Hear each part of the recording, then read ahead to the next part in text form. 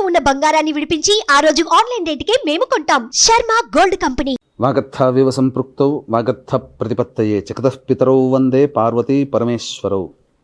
సదాశివసమారంభాం శంకరాచార్య మధ్యమాం అస్మదాచార్య పర్యంతం వందే గురు పరంపరాం. ఆదిత్యాయ చ సోమాయ మంగళాయ బుధాయ చ గురుశుక్ర శనిభ్యశ్చ రాహవే కేతవే నమః. శృంగేరి జగద్గురు పీఠాధిపతులకి, కంచి పీఠాధిపతులకి నమస్కారములు తెలియజేసుకుంటూ కార్యక్రమాన్ని ప్రారంభిద్దాం. నవంబర్ 16వ తారీఖు నుంచి 30వ తారీఖు వరకు ధనుస్సు రాశి వారికి ఏ విధంగా ఉండబోతుందో తెలుసుకునే ముందు గ్రహ సంచారం తెలుసుకుందాం.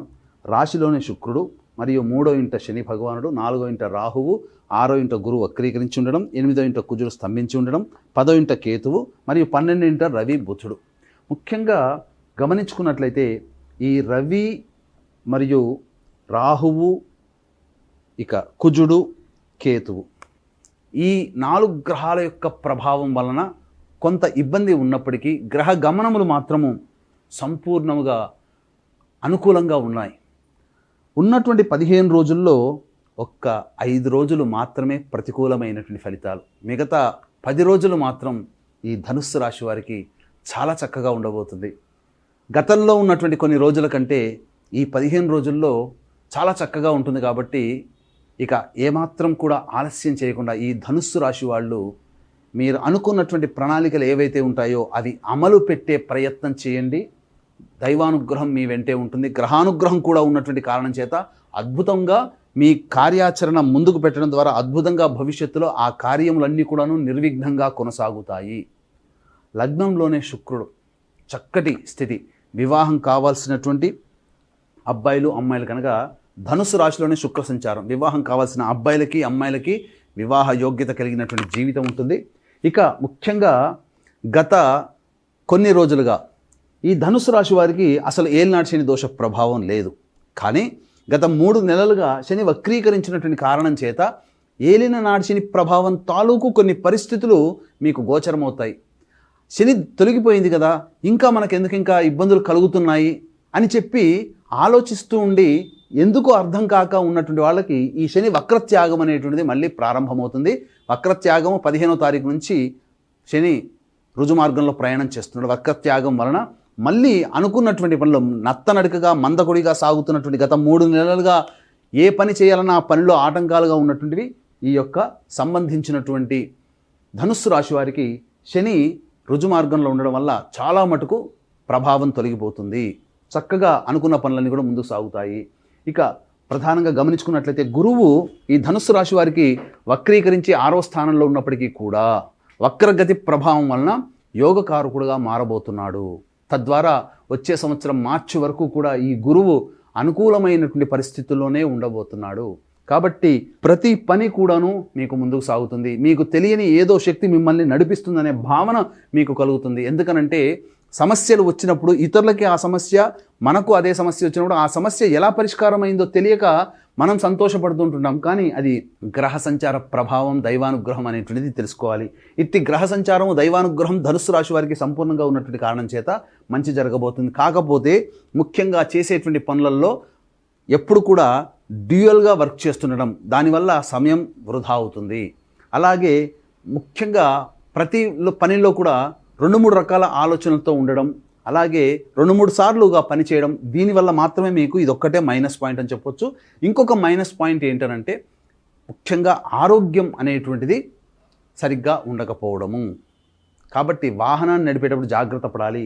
ఈ యొక్క ధనుస్సు రాశి వారికి ప్రధానంగా గత 2-3 నెలలుగా చూసుకున్నట్లయితే మీ యొక్క ఆరోగ్యానికి సంబంధించి ఆపరేషన్స్ చేయాలని డాక్టర్లు చెప్పినప్పుడు వాయిదా పడుతూ వస్తున్నాయి కదా. ఇక ఈ ఆపరేషన్కి డేట్స్ ఫిక్స్ అవ్వడం, మార్గం సుగమం అవ్వడం, అనారోగ్యం నుంచి బయటపడడానికి మార్గాలు సుగమం అవుతాయి. అయితే ఉద్యోగార్థులు మాత్రం కాస్త జాగ్రత్తలు పాటించండి. నిరుద్యోగస్తులు కష్టపడితే తప్ప ఫలితాలు పొందలేరు. డబ్బును నష్టపోయే అవకాశం ఉంది. కాబట్టి ప్రధానంగా మీకు ఈ సంబంధించినటువంటి డబ్బులు అప్పుగా ఇచ్చేటప్పుడు జాగ్రత్తలు పాటించండి. ఇక ఉద్యోగస్తులైతే దూర ప్రాంత ప్రయాణానికి అనగా విదేశీయానం, విదేశీ సంబంధించినటువంటి ప్రయాణాలు లేదా దూర ప్రాంత ప్రయాణాలు చేయాలనేటువంటి ఆలోచన ఉన్న వాళ్ళకి ఈ 15 రోజుల్లో ఆ మార్గం సుగమం అవుతుంది. దూర ప్రాంత ప్రయాణానికి సిద్ధంగా ఉండండి. ఇక గమనించుకున్నట్లయితే FMCG, hotel industry, restaurant business, general store, super markets, educational business, jewellery రంగంలో ఉన్నటువంటి వాళ్ళందరూ కూడా వీళ్ళందరికీ కూడాను లాభదాయకంగా ఉంటుంది. చక్కగా నూతన వ్యాపార విస్తరణ, నూతన బ్రాంచ్లు ఏర్పాటు చేయడానికి మార్గం సుగమం అవుతుందని చెప్పవచ్చు. ఇక ఏ వృత్తుల్లో ఉన్న వాళ్ళు జాగ్రత్తలు పాటించాలి అనేటువంటి విషయానికి వస్తే, రియల్ ఎస్టేట్ వ్యాపారంలో ఉన్నవాళ్ళు, ఎలక్ట్రానిక్ అండ్ ఎలక్ట్రిక్ రంగంలో ఉన్నటువంటి వారు, అలాగే ఈ మైనింగ్ వ్యాపారస్తులు, అలాగే మున్సిపల్ డిపార్ట్మెంట్లో ఉన్నటువంటి వాళ్ళు, ముఖ్యంగా సాఫ్ట్వేర్ రంగంలో ఉన్నటువంటి వాళ్ళు, రైతులు, వీళ్ళందరూ కూడా జాగ్రత్తలు పాటించాలి. రైతులైతే సాధారణ పంటలు వేసుకోవడమే చాలా మంచిదని గమనించుకోవాలి. కొత్త పంటల జోలికి వెళ్ళకండి. ఈ చెప్పినటువంటి వృత్తుల్లో ఉన్న వాళ్ళు కొత్తగా వ్యాపార విస్తరణ కానీ ఒడిదుడుకులు అనేటువంటి వచ్చినప్పుడు కుంగిపాటు పోవడం అనేటువంటిది చేయకుండా ఉంటే ఈ ధనుసు రాశి వారికి అంతా సవ్యంగా సాగుతుందని చెప్పొచ్చు. ఇక ముఖ్యంగా ఉద్యోగం మార్పుకి మాత్రము మీరు ఆరాటపడకండి. సమయం అనుకూలంగా లేదు. ఉన్న దాంట్లో ప్రయత్నం చేయండి. ఇక దైవానుగ్రహం అన్నీ ఉన్నప్పుడు దైవానుగ్రహంతో చక్కగా మీరు పనులు చక్కబెట్టుకుంటారు. ఇటువంటి దైవానుగ్రహం అందరికీ అందించాలనేటువంటి ఒక సదుద్దేశంతో ఈ నవంబర్ 15వ తారీఖు రోజున మహాశక్తివంతమైనటువంటి త్రిపురాంతకం, త్రిపురాసురుని సాక్షాత్తు పరమేశ్వరుడే సంహరించినటువంటి క్షేత్రం, ఆ క్షేత్రంలో నవంబర్ 15 కార్తీక పౌర్ణమి సందర్భంగా జాతకరీత్యా కలుగు విద్య, వివాహ, ఉద్యోగ, దాంపత్య, సంతాన, అనారోగ్య సమస్యల నివారణకి మరియు వృషభ, మిథున, కర్కాటక, సింహతుల, వృశ్చిక, మకర, కుంభమీన రాశుల్లో జన్మించినటువంటి వారికి శనిదోష పరిహారార్థమై సర్వదోష నివారణ పూజల హోమాలు పర్ హెడ్ 1500 రూపాయలకి చేయించడం జరుగుతుంది. అవకాశం ఉన్నవాళ్ళు కార్యక్రమ తదనంతరం కాంటాక్ట్ చేసి గోత్రనామాలు నమోదు చేసుకోవచ్చు. అలాగే ఆఖరి కార్తీక సోమవారం నవంబర్ 25వ తారీఖు రోజున తండ్రి వైపు 6 తరాలు, తల్లి వైపు 3 తరాల్లో ఏవైనా దుర్మరణాలు కనుక ఉన్నట్లయితే వాటిని పితృదోషం అని అంటారు. ఈ పితృదోష ప్రభావం వలన పిల్లలకి పెళ్ళిళ్ళు కాకపోవడం, సంతానం కలగకపోవడం, ఏ పని కూడాను పూర్తిగా కంప్లీట్ కాకపోవడం, ప్రతి పని యందు చికాకులు ఉండడం, కుటుంబ సభ్యుల మధ్య అవగాహన ఉండకపోవడం, ఇక అనారోగ్యంతో తరచూ బాధపడుతుండడం, ఇట్లాంటి లక్షణాలు కనిపిస్తాయి. కాబట్టి ఆ దోష నివారణార్థమై ఆఖరి కార్తీక సోమవారం నవంబర్ 25వ తారీఖు రోజున గోకర్ణ క్షేత్రంలో ఈ పితృదోష నివారణ పూజలు జరపబడుతున్నాయి. కాబట్టి అవకాశం ఉన్న వాటి వివరాలు కార్యక్రమ తదనంతరం కాంటాక్ట్ చేసి తెలుసుకోవచ్చు. ఇక 16వ తారీఖు నుంచి 30వ తారీఖు వరకు నవంబర్ మాసంలో ఏ విధంగా మనగా ఖర్చులు, ఆదాయము, మానసిక ప్రశాంతత ఎలా ఉంటుందని విషయాలు తెలుసుకుందాం. 16, 17 తారీఖులో కనుక గమనించుకున్నట్లయితే దైవానుగ్రహంతో మీకున్నటువంటి సమస్యని పరిష్కరించుకుంటారు. రాని బాకీలు వసూలవుతాయి. మీ యొక్క ఖర్చులకి తగ్గట్టుగా డబ్బులు మీకు చేతికి అందుతాయి.